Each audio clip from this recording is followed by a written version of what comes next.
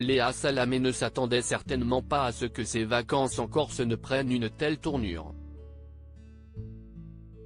Un violent épisode orageux s'est abattu sur l'île ce jeudi 18 août 2022, causant la mort d'au moins 5 personnes selon le ministère de l'Intérieur. La nature déchaînée en Corse. Jamais vécu une tempête aussi violente. Pensez aux victimes, a-t-elle écrit ce vendredi 19 août sur son compte Instagram en partageant un cliché de la mer. Le calme est revenu ce matin, a-t-elle ajouté dans une autre story, laissant apparaître cette fois-ci un ciel bleu, sans nuages à l'horizon.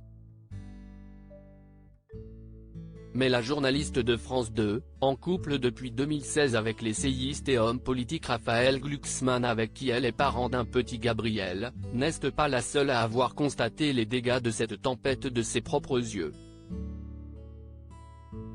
Plus de peur que de mal hier, la chanteuse Alizée, en couple avec le danseur Grégoire Lyonnais, son ancien partenaire de danse avec les stars, filmait les vents violents qui se sont abattus sur son jardin. Elle réside à l'année sur l'île de Beauté, sur son compte Instagram. Plus de peur que de mal de notre côté.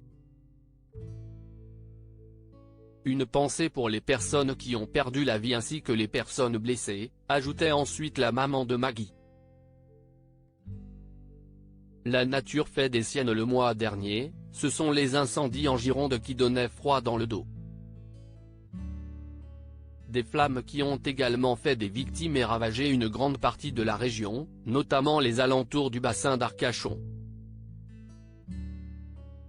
Là aussi, des célébrités étaient présentes sur place pour constater les dégâts. À commencer par les amoureux Jérémy Frérot et Laure Manodou qui ont dû être évacués de leur domicile avant que la situation ne s'apaise.